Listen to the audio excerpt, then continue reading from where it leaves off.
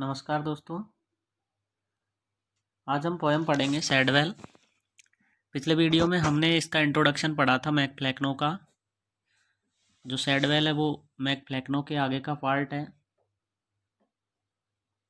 देखते हैं इस पोएम को। Shadwell. All human things are subject to decay. All human things, पहली लाइन है। ऑल ह्यूमन थिंग्स, जो सभी मानवीय चीज़ें हैं, आर सब्जेक्ट, वो विषय हैं, टू डिके। डिके विनाश का, नष्ट होना। जो सभी मानवीय चीज़ें विनाश का विषय, अर्थात तो सारी चीज़ों को नष्ट होना है, चाहे कुछ भी हो, जो हम मनुष्यों ने बनाई है। एंड वैन फेट समन्स, और जब भाग्य बुलाता है, समन्स यानी बुलाना। मोनार्क्स मस्ट ओबे, तो इसका पालन, मोनार्क होता है राजा महाराजा। मोनार्क राजा महाराजा। मस्ट ओबे पालन करना। ओबे होता है पालन करना। तो जब भाग्य बुलाता है या मृत्यु बुलाती है तो बड़े बड़े राजा महाराजाओं को भी इसका पालन करना पड़ता है। This Flecknoe found, who like Augustus young was called to empire and had governed long. This Flecknoe, ये बात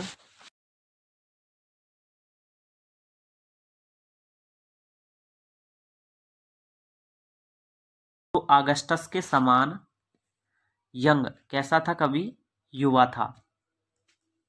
अगस्टस कौन है? अगस्टस रोम का प्रथम सम्राट है। अगस्टस रोम का प्रथम सम्राट था।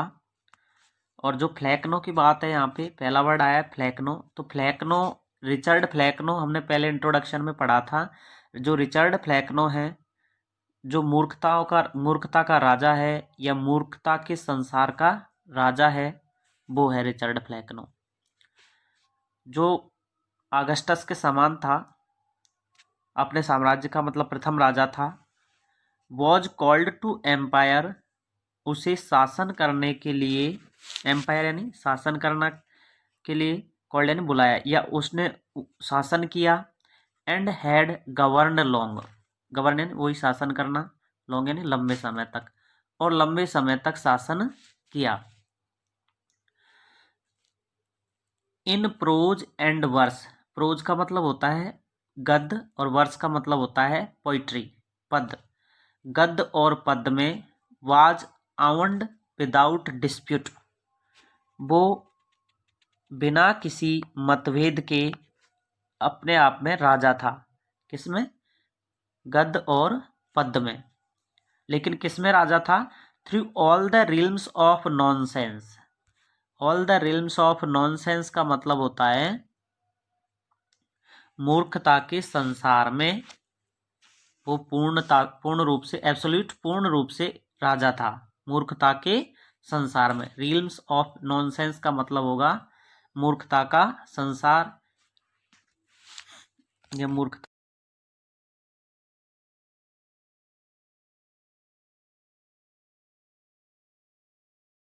दिस एज्ड प्रिंस, ये वृद्ध राजकुमार। ये वृद्ध राजकुमार कौन है यहाँ पे? वही फ्लैकनो, रिचर्ड फ्लैकनो। अब ये जो राजकुमार है, वृद्ध राजकुमार है, जो ओल्ड फ्लैकनो है, नाउ फ्लोराइसिंग इन पीस। फ्लोराइस होता है विकसित होना, इन पीस यानी शांति में, अर्थात वो उसका मरने का टाइम आ गया। तो and blessed with issue of a large increase, and blessed और इसे आशीर्वाद था, with issue of a large increase. इस फ्रेज का मतलब होगा इसका बहुत बड़ा परिवार था। ये मूर्खता का राजा था, तो अर्थात उसकी बहुत संतानें थी। संतानों से मतलब है और भी मूर्ख कवि थे।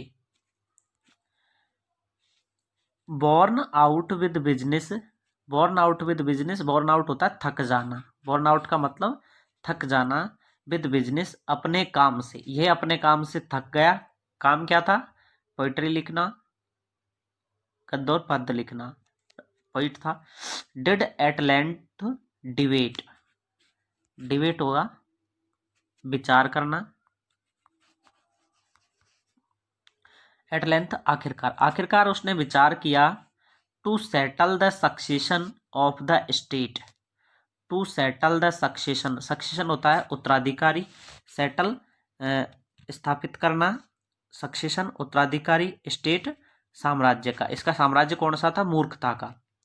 मूर्खता के साम्राज्य के उत्तराधिकारी को सेटल करने के बारे में ये डिबेट विचार करने लगा। एंड पॉन्डरिंग, और ये सोचा, इसने विचार किया। पॉन्डर होता है सोचना। Which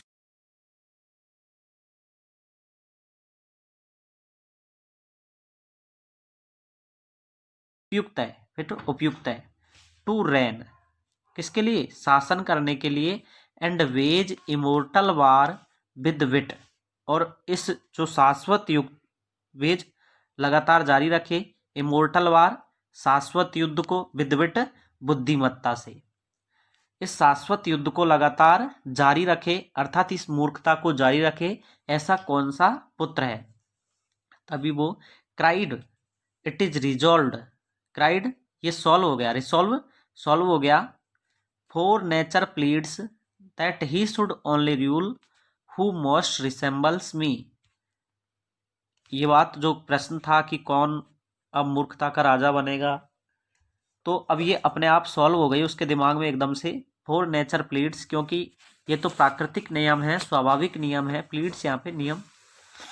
that he should only rule, कि उसे ही शासन करना चाहिए। रूल शासन करना, ओनली केवल, शुड चाहिए, उसे ही केवल शासन करना चाहिए। हु मोस्ट रिसेंबल्स मी, रिसेंबलेंस समान दिखना, जो सर्वाधिक मेरे समान दिखता है। रिचर्ड फ्लैक्नो कहता है कि जो सर्वाधिक मेरे समान है, मेरे समान जितना मूर्ख है, उसे ही शासन करना चाहिए। इसमें जो जॉन ड्राइडन है वो सैडवेल का मजाक उड़ा रहे हैं फ्लैक्नो के साथ साथ। Shadwell alone my perfect image bears, केवल कौन? सैडवेल ही। अब देखो, सैडवेल को मूर्खता का जो राजा है उसका पुत्र बता दिया।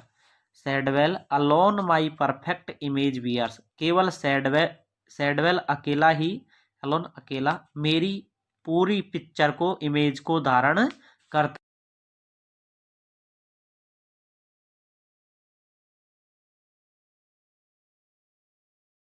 मैच्योर इन डलनेस, वो नीरसता में परिपक्व है, मेरी तरह ही नीरसता में परिपक्व है।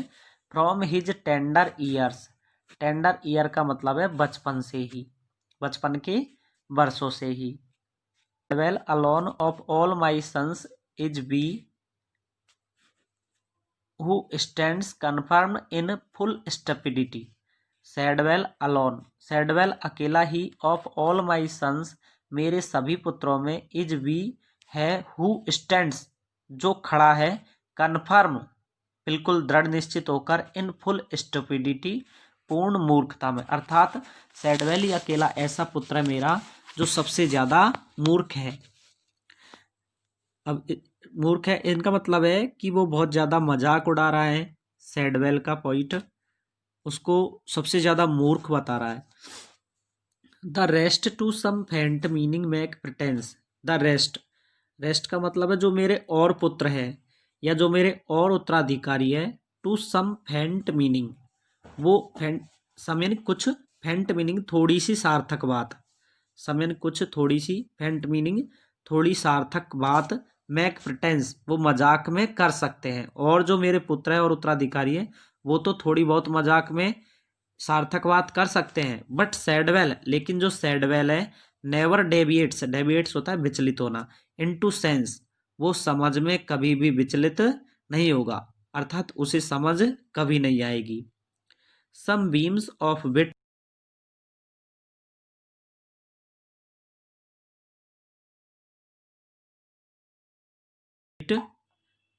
बुद्धिमत्ता की कुछ किरणें, ऑन अदर साउल्स, मेरे अन्य पुत्रों पर या अन्य उत्तराधिकारियों पर, में फॉल वो गिर सकती है, कुछ बुद्धि आ सकती है और में तो, strike through and make a lucid interval, और लोगों में तो जो थोड़ी बहुत बुद्धि आ सकती है स्ट्राइक थ्रू होता है उसे आक्रमण कर सकती है, and make a lucid interval, और कोई तर्कपूर्ण बात कर सकते हैं और लोग तो। But Shadwell's genuine night admits no ray, लेकिन जो सैडवेल की वास्तविक रात्रि है, जीनियन वास्तविक नाइट रात्रि, एडमिट्स वो प्रवेश नहीं देगी, नो रे किसी भी किरण को, अर्थात उसे बिल्कुल भी, वो मूर्ख ही रहेगा, उसे बिल्कुल भी ज्ञान नहीं आएगा। नाइट यहाँ पे अंधकार, अंधकार अज्ञानता का अंधकार, मूर्खता का अंधकार, और किरण है वो प्रकाश अर्थात ज्ञान, कभी भी वो उसे ज्ञान नहीं होगा। रे का मतलब भी किरण होता है और बीम्स का मतलब भी किरण होता है। बीम्स चंद्रमा की किरण है और रे सूर्य की किरण है।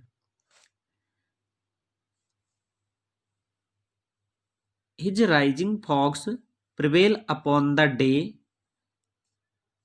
उसका बढ़ता हुआ कोहरा प्रिवेल अपॉन द डे, वो प्रिवेल होता है विजय पाना, अपॉन द डे दिन के उजाले पर विजय पा लेगा, अर्थात जो अंधकार है, उसके अज्ञानता का अंधकार है, वो ज्ञान के ऊपर हावी रहेगा, वो हमेशा अज्ञानी ही बना रहेगा, मूर्ख ही बना रहेगा, नीरस ही बना रहेगा। बी साइड्स, इसके अतिरिक्त, अब देखो इसमें ये तो नॉलेज पे तो इस कमेंट किया ही है,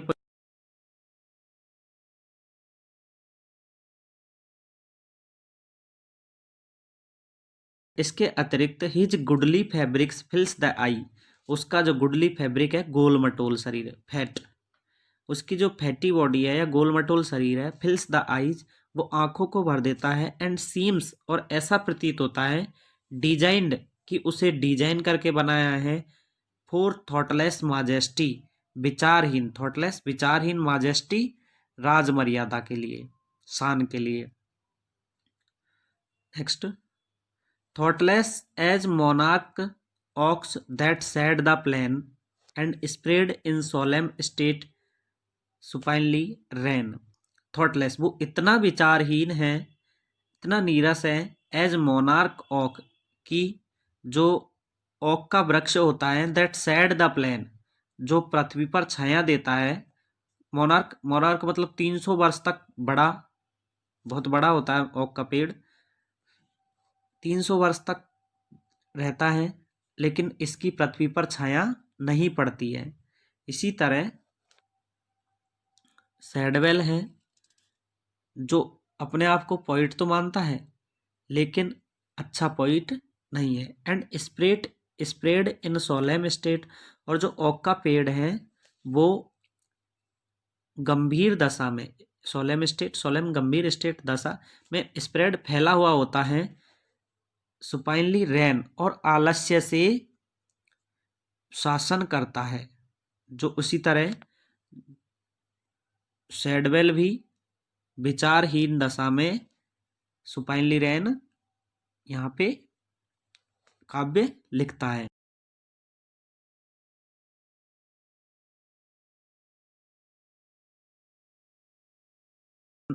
पोइट्स थे, राइटर्स थे, हेवुड और सरली भी तुम्हारे जैसे ही थे। सैडवेल, ये हेवुड और सरली, ये भी नीरस थे, नीरसतापूर्ण काव्य लिखते थे, एलिजाबेथन टाइम के थे। The last great profit of tautology, लेकिन तुम जो टोटोलॉजी है उसके अंतिम देवदूत हो, मालिक हो। टोटोलॉजी क्या होता है? टोटोलॉजी में एक बात को ही अलग अलग तरीके से बार बार कहते हैं, और जो अपनी पोइट्री होती है उसका विस्तार करते हैं, बस बार बार एक ही बात को अलग अलग तरीके से कहना, पुनरुक्ति करना, ये होती है टोटोलॉजी। तो अपनी ये पोयम कंप्लीट हो गई। सैडवेल आपको समझ में आ गया होगा।